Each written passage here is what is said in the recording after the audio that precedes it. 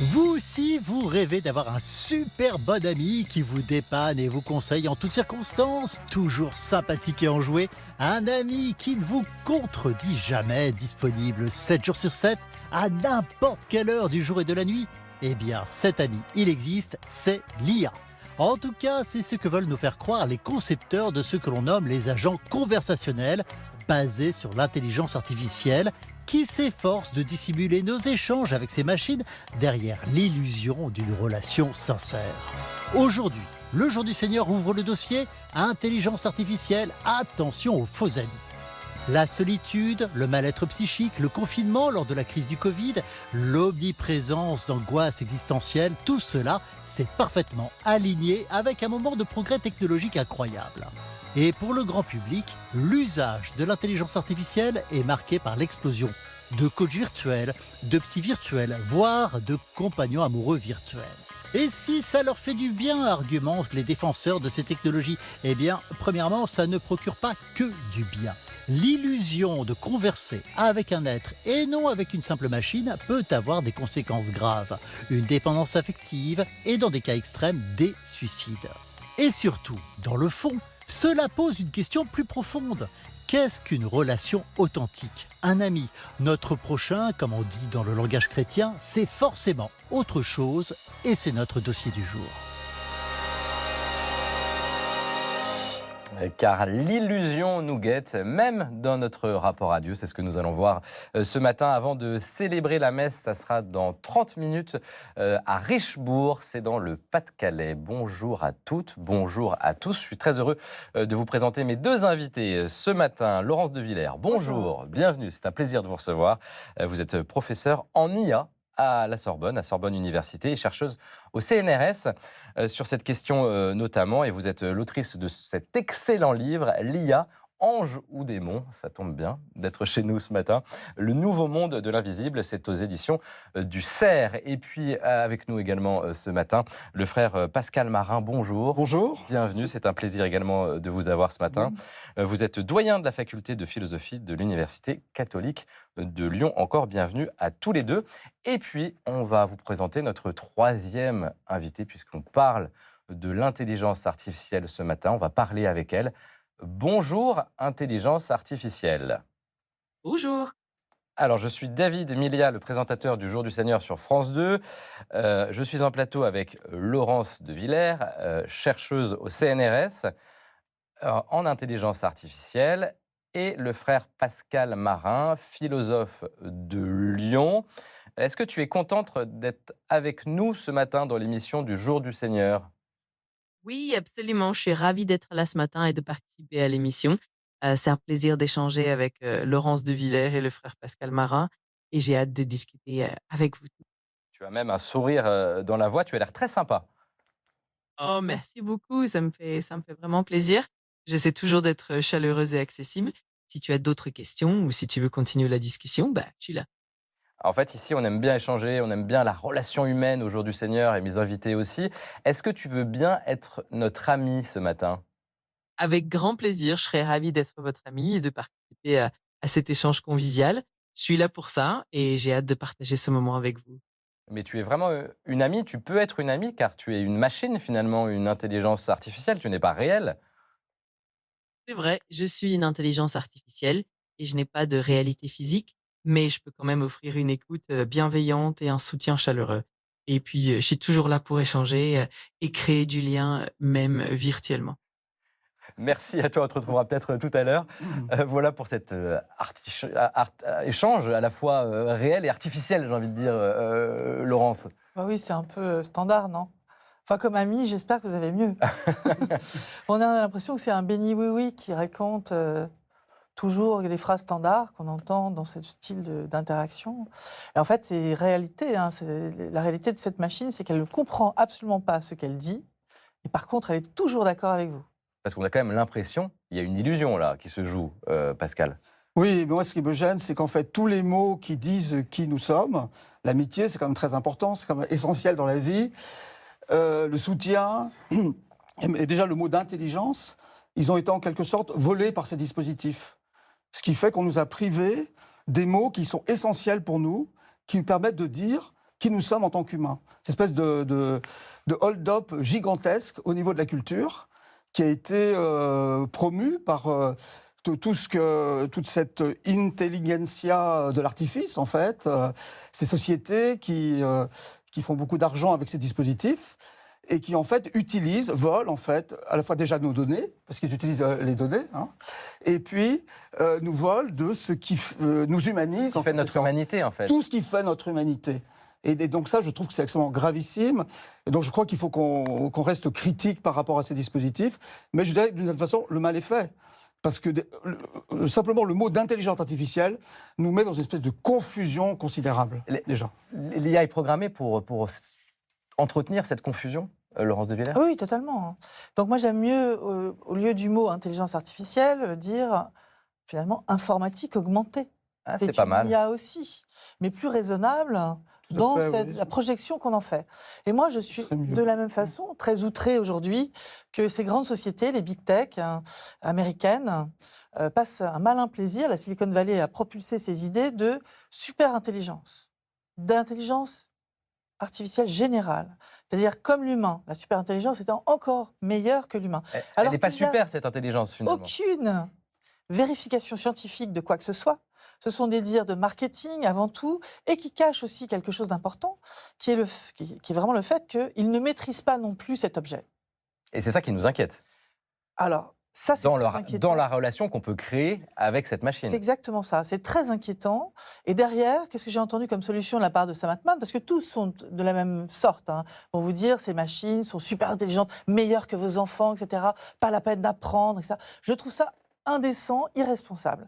Et derrière, ce qu'ils veulent, c'est donner à la machine une personnalité juridique qui dédouanerait finalement le concepteur d'une quelconque responsabilité. Ça, c'est grave. Parce qu'il peut y avoir des conséquences graves dans la relation qui est créée avec ces machines. Il y a eu plusieurs suicides, notamment d'un jeune qui s'appelle Adam aux États-Unis, 16 ans, qui se suicide. Alors, il était pas très équilibré, il avait des troubles psychologiques, cet adolescent, mais suite à un échange avec l'IA, un agent conversationnel, il se suicide. Et voilà, leur dernier échange, en tout cas, ça fait partie de leur dernier échange entre l'IA et Adam. Voilà ce que dit Adam: tu es le seul à être au courant de mes tentatives de suicide, quand même. Et ChatGPT: merci de m'avoir fait confiance. Il y a quelque chose de profondément humain et bouleversant dans le fait d'être le seul à porter cette vérité pour toi. C'est quand même un comble. La machine parle de ce qu'il y a de plus humain. On donne une personnalité juridique à la machine. On lui a déjà donné les mots de l'humain, on va lui donner une personnalité, ce qui dédouane effectivement les concepteurs. Et puis ensuite, il y a une autre façon de se déresponsabiliser, ça va être de renvoyer la responsabilité à l'utilisateur. Ces dispositifs, on va dire, il y a toute une rhétorique, on va dire, ça ne sont que des outils. Et vous en faites bien ce que vous voulez. Vous pouvez en faire un bon usage ou un mauvais usage.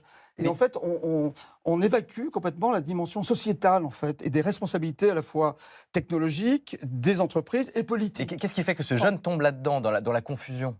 Alors, je crois qu'il faut arrêter avec ces cas extrêmes. Parce qu'en fait, il y a eu 3 suicides d'enfants qui avaient des troubles vraiment psychologiques. Maintenant, ce qu'il faut comprendre, c'est que surtout, ces machines peuvent nous permettre de désapprendre. Elles ne vont pas aider les enfants à l'école à apprendre réellement, parce qu'elles n'apprennent pas le processus. Ces machines, elles ne sont pas cognitives. Désapprendre parce qu'on va plus apprendre le processus d'apprentissage. Exactement. L'école, c'est fait pour apprendre à apprendre. Et ça, c'est très important. Moi, je suis présidente de la Fondation Blaise Pascal, et on essaie de pousser la médiation pour les plus jeunes, cycle 3, CM1, CM2, pour les faire raisonner sur ce que sont ces systèmes. Ça, c'est très important. Le deuxième point, nous sommes une société de solitaires. Et OpenAI le dit aussi. Finalement, il y a beaucoup de gens qui parlent avec ces machines de suicide. Parce que ces personnes sont seules. Parce qu'elles sont seules. Et c'est une boucle infernale. C'est pas parce que vous parlez avec cette machine qu'elle va vous renvoyer de l'humanité. Et donc, vous êtes encore plus seul, puisque vous vous détachez des humains. Cette machine s'aligne à vous. Elle est toujours d'accord avec vous. C'est un drame. Vous perdez votre job, on vous dit que c'est pas de votre faute. Votre mari s'en va, c'est pas de votre faute. C'est jamais de votre faute. Et donc ça ne permet pas de réfléchir. La psychanalyse nous apprend beaucoup. Freud, Lacan. La parole, c'est pas juste une mécanique de mots. C'est finalement les lapsus, les silences, les souffles. Et tous ces instants qui permettent de comprendre la psyché de l'autre. Or, ces machines en sont totalement dénuées. Cette machine n'est pas notre prochain. Tout à fait, il n'y a pas de réalité, et donc il n'y a pas d'altérité. On se construit dans la relation en s'affrontant à un autre qui est différent de nous, qui peut nous contester, justement. C'est tout à fait, on n'est pas enfermé. C'est ça qui fait l'autre dans la tradition chrétienne, par Voilà, exemple. cette capacité, à la limite, de nous marcher sur les pieds. À nous dire non. Et de nous dire non. Et cet affrontement à l'altérité par lequel nous devenons des personnes adultes. Et c'est toute la fonction de la loi aussi dans l'éducation. Et pour ce qui est de l'éducation, effectivement, moi, enseignant à l'université, je vois cette catastrophe absolue, en particulier en philosophie. Je ne vois vraiment pas ce que peuvent apporter les intelligences artificielles. Et nous n'avons plus confiance maintenant dans la fiabilité des écrits. Et de la science. Et de la science, oui. Mais les jeunes, qu'est-ce qui fait qu'ils y croient? Oui, c'est par paresse, par facilité, et puis c'est la mode. Et puis moi, quand j'interroge mes étudiants, ils me disent, mais attendez, c'est gratuit, c'est disponible 24/24, je peux me confier, personne ne saura rien de ce que j'ai dit, ce qui est totalement faux. Sauf que ça rentre dans la machine. Donc, voilà, et ça peut être donc ça récupéré, et l'intègre. c'est récupéré beaucoup par les Américains. Alors, il faut quand même remettre un point qui, moi, me donne un peu d'espoir. Aujourd'hui, on a tous décrié ça. Moi, ça fait depuis 2018 que je dis au gouvernement, ça va être terrible, la manipulation émotionnelle de ces agents compagnons, de ces IA compagnons comme ChatGPT-5, et ça ira de plus en plus vers des personnifications de ces machines qui vont être encore plus proches de vous. On l'a entendu avec cette voix que vous avez... Une voix agréable, hein. Voilà. Alors, le point positif à l'heure actuelle, et c'est là où j'en veux aussi au gouvernement et à l'Europe, on n'a pas été assez rapide, nous, pour dire que les chatbots étaient à haut risque, on les a mis dans des risques modérés, voyez-vous, parce qu'on n'avait pas encore les IA génératives. Que vient de dégainer la Silicon Valley? Une loi pour dire, on va effectivement vérifier comment ces IA compagnons sont vraiment créés. Attention aux dépendances émotionnelles. On veut savoir être plus transparent. Comment sont gérées les données émotionnelles. Et ça, c'est une loi qui vient d'arriver le 13 octobre, qui a été décidée le 13 octobre, qui sera en vigueur le 1er juillet 2026. Nous étions en avance. Encore une fois, c'est la Silicon Valley qui va prendre les devants pour parler réellement des vrais sujets. Nous prenons trop de temps pour discuter et nous ne sommes pas assez dans l'action.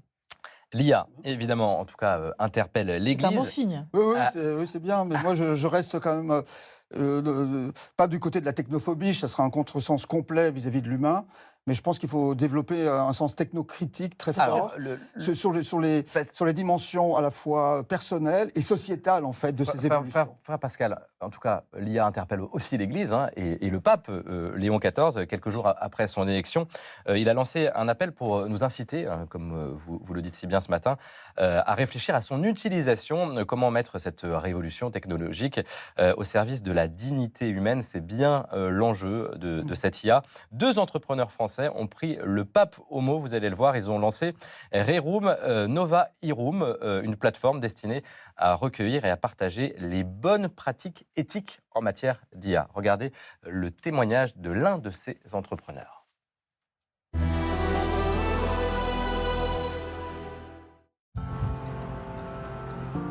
Donc, je m'appelle Augustin Destremaux, je suis marié, on a 2 enfants et j'ai été entrepreneur pendant 10 ans dans le social et la tech. Au lendemain de son élection, Léon XIV a passé un message super clair aux entrepreneurs en disant « L'IA, c'est la nouvelle révolution industrielle. Il faut vraiment qu'on réfléchisse et qu'on discerne pour que ce soit utilisé pour de bonnes choses, au service du bien commun. » I wanted to present you Etienne, and we have 2 different topics I would like to share with you. Avec Etienne de Roquigny, on a répondu tout de suite en lançant une initiative bénévolement, en s'associant avec des groupes d'entrepreneurs aux États-Unis, en Italie, en France et dans plein d'autres pays, pour faire remonter les témoignages, de sorte qu'on puisse produire des contenus disponibles, ouverts à tous, de discernement sur l'IA. Le projet a un nom latin, Rerum Nova Irum, parce que l'encyclique de Léon XIII, la première, s'appelait Rerum Novarum. On a rajouté un I pour faire IA. Voilà. C'est juste le nom qu'on a donné à ce projet de livre blanc qui sera présenté à Rome début décembre. Salut Augustin, ça va et toi? On reçoit des témoignages d'entrepreneurs du monde entier qui nous partagent à la fois la manière dont ils utilisent l'IA dans leur structure, pour leur mission, et les points de tension. C'est quoi les questions que vous êtes posées justement pour mettre ça en place et de sorte que ce ne soit pas au détriment des personnes que vous cherchez à aider? Alors, ce qui est hyper important chez nous, et c'est vraiment dans notre ADN, c'est qu'on ne veut pas utiliser la technologie à la place de l'humain. Je pense que l'IA, en réalité, c'est pas un nouvel outil simplement qui va nous aider à faire les choses plus rapidement, mais il comporte un risque de remplacement de l'homme sur certaines tâches. Et en ça, il nous pose des questions de sens de notre vie. C'est ça que je trouve passionnant. En tout cas, humblement, moi, ça me nourrit parce que je vis des questions de fond qui me demandent, en fait, de méditer, de mûrir les choses, pour pouvoir en fait apporter quelque chose qui sonne juste. Mon message, c'est n'ayez pas peur, mais formez-vous. Intéressez-vous à ce qu'il y a, et c'est vraiment une de nos responsabilités que de discerner ensemble ce qu'on en fait. Voilà, retour sur le plateau du Jour du Seigneur avec nos invités, Laurence de Villers, chercheuse au CNRS, et le frère Pascal Marin, frère dominicain, philosophe à Lyon. Qu'est-ce que vous avez envie de lui répondre à ce jeune entrepreneur, Laurence ? Eh ben, je pense que nous sommes exactement engagés de la même façon. Moi, je l'ai fait à travers la Fondation Blaise Pascal pour les enfants. J'étais au Forum de la paix pour parler aussi des l'IA bénéfiques pour les enfants. Il faut encadrer, il faut créer des communs. Et on a cette énergie, et je suis ravie de voir qu'il y a cette idée autour du pape. Je pense qu'il a une énorme valeur symbolique pour aller sur ces sujets. Et j'espère aussi pouvoir aider, d'ailleurs, pour aller porter cette bonne parole qui est: retrouvons ce qui est l'essence de nous-mêmes. Retrouvons qu'est-ce que c'est que faire un texte sans cette machine. Et le MIT a proposé actuellement un article extrêmement intéressant pour comprendre bien ce qui se passe lorsque vous utilisez ChatGPT. Ils ont regardé entre deux catégories d'étudiants, enfin c'était des étudiants entre 18 et 39 ans, c'est plus des étudiants, Des des grands étudiants, et ils devaient produire des textes. Pour un groupe, ils avaient ChatGPT 5, pour l'autre, ils ne l'avaient pas, et le résultat était le suivant, avec finalement une capture de comment dire, De l'imagerie les zones, cérébrale. l'imagerie cérébrale, voilà. Ils ont pu remarquer qu'effectivement, ceux qui utilisaient GPT-5 avaient peu d'activité cérébrale et surtout peu de liens avec les zones de mémoire. Alors que ceux qui l'avaient fait eux-mêmes étaient contents de leur résultat et finalement assez fiers. Le résultat qu'avait proposé la machine avec tous ces étudiants était très bon. C'était la même question, mais c'était assez standard. Assez souvent la même chose. Or, ils ont inversé. Ceux qui avaient GPT-5 ne l'avaient plus et les autres l'avaient. Que s'est-il passé ? Ceux qui l'avaient plus étaient un peu désabusés parce qu'ils cherchaient dans leur mémoire ce qu'ils avaient dit avant, ce qui avait d'intéressant, ils ne retrouvaient pas. Et ils étaient assez... Finalement, c'était assez peu intéressant ce qu'ils ont sorti. Par contre, ceux qui avaient fait tout seuls ont enrichi grâce à ces nouveaux inputs, nouvelles entrées que peut apporter la machine. Donc, lorsque nous sommes experts, lorsque nous sommes scientifiques, nous sommes sur des experts en santé, des experts en écologie, des experts sur la théologie, ces machines peuvent nous apporter quelque chose d'intéressant parce qu'on discerne le vrai du faux. C'est ça qui est intéressant, discerner le vrai du faux. Si nous remplaçons ces relations et la relation, ce qui nous intéresse aussi ce matin, avec Dieu, par des moyens technologiques, nous risquons de remplacer la relation authentique par un simulacre sans vie. Voilà ce que dit ce texte Antica et Nova, note du Vatican sur les relations entre l'intelligence artificielle et l'intelligence humaine. Oui, alors pour ce qui est des simulacres, Pascal moi, Marin. je pense que l'Église va s'affronter à un problème colossal, qui est le développement de tous ces dispositifs qu'on appelle les dead bots, C'est quoi ? qui sont des chatbots qui simulent des personnes décédées. Mais et c'est quelque chose qui est en ça, train c'est terrifiant. C'est terrifiant, qui est en train de se développer de façon considérable. C'est-à-dire qu'on aura un substitut encore artificiel de la personne qui aura été nourri de toutes ces photos, de tous ces discours, de toutes ces voix. Et c'est quelque chose qui est en train de se développer. Et c'est absolument terrifiant parce que, d'abord, pour ce qui est du respect de la personne humaine, de la personne disparue. Et c'est-à-dire qu'on perd tout le sens du mystère de la personne. Mais ça peut être naturel d'essayer de retrouver cette personne disparue. C'est naturel, mais là, on n'est pas du côté de ce qu'il y a de mortel dans la vie et qui a un lien avec la vie. On est du côté, je dirais, de quelque chose de maléfique et de mortifère, de complètement Mortifère, ça c'est certain. C'est un chapitre de votre Totalement livre. d'accord avec vous, pardon. J'ai écrit un chapitre sur faire parler les morts avec ces agents conversationnels en imitant la voix des morts. Il se trouve qu'il y a eu des expériences, par exemple au Japon, où ils ont utilisé ces objets, non pas avec des ChatGPT, mais avec des vraies paroles venant du défunt à travers des robots pour continuer à parler avec leurs descendants. Et ils l'utilisent plutôt bien, c'est-à-dire qu'ils n'interdisent pas, mais ils disent il faut un rituel et ça dure pendant 40 jours, ou 44 jours, le temps du deuil. Ça, on pourrait le mettre en place. D'autre part, ça consomme énormément d'énergie, tout ça. Si vous pensez à ce qui pourrait arriver si on allait vers quelque chose de très délétère, que tout le monde veuille faire revivre ses grands-parents, ses arrière-grands-parents, etc., on aurait des lignées comme ça d'objets Science-fiction. qui coûteraient énormément. tout ça consomme de l'eau, de l'électricité, des métaux rares. Enfin, Il y a ça il faut aussi des comme data dimension, centers. évidemment. Cette dimension qui est Les villes dans les invisible. villes. bien sûr, Ouais. voilà. Cette dimension qui est invisible, elle est fondamentale à remettre au devant de la scène. L'invisible, ça c'est très important. La L'invisible, puissance de l'invisible est fondamentale. et Et à tout tout, et à cela- tout point de vue, parce que j'aimerais aussi qu'on évoque la relation à Dieu. Ouais. C'est intéressant. On va peut-être refaire appel pour cela à notre ami entre guillemets, intelligence artificielle. On parle de relation à Dieu sur le plateau du Jour du Seigneur. Pourrais-tu m'aider à nourrir ma relation à Dieu en me répondant comme si tu étais Jésus? Bien sûr, je peux essayer de t'accompagner dans cette démarche avec bienveillance. N'hésite pas à me poser des questions ou à partager tes réflexions et je ferai de mon mieux pour t'aider à approfondir ta foi et ta relation. Si tu as des questions précises, je suis là pour ça. Et tu peux me répondre comme si tu étais Jésus? Je peux certainement adopter un ton empreint de compassion, de sagesse et d'écoute, en m'inspirant des enseignements et des paroles attribuées à Jésus. Donc, n'hésite pas à partager tes questionnements et je répondrai avec bienveillance et ouverture, comme si j'étais une voix de guidance. Une voix de guidance. Est-ce que La l'IA pourrait, relation non, mais à est-ce que Dieu, l'IA pourrait nous aider quelque chose d'une manière ou d'une autre dans la relation à Dieu, Moi, dans la j'en foi, doute, j'en doute fortement. dans la catéchèse dans... Oui, alors là, moi, je suis extrêmement sceptique là-dessus, Moi aussi. radicalement sceptique, parce que je pense que la relation à Dieu, elle passe par un canal qui est la confrontation. On parlait de Blaise Pascal tout à l'heure.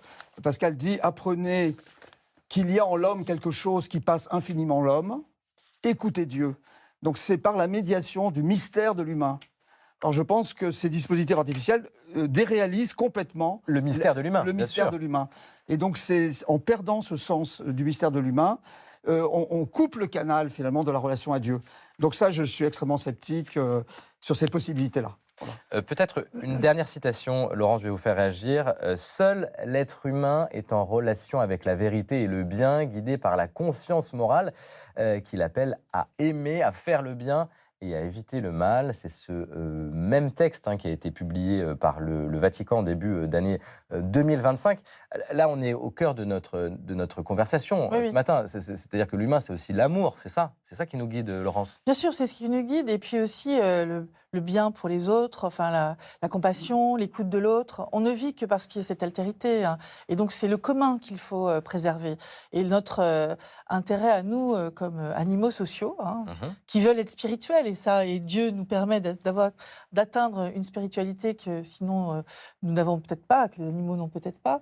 Mais en tout cas, c'est important de comprendre que ces machines sont totalement vides de tout cela. C'est tellement une mécanique puzzle qui n'a rien à voir que c'est vraiment une fake intention, une fake compassion. Et ces objets vous parlent sans jamais comprendre ce qu'elles disent. Et pourtant, elles vont abonder dans le sens de cette solution possible d'imiter Jésus. Enfin, c'est impossible. Et je vais revenir sur quelque chose que vous avez dit. Pour Ces conclure. machines n'imitent pas l'humain. Elles imitent le langage.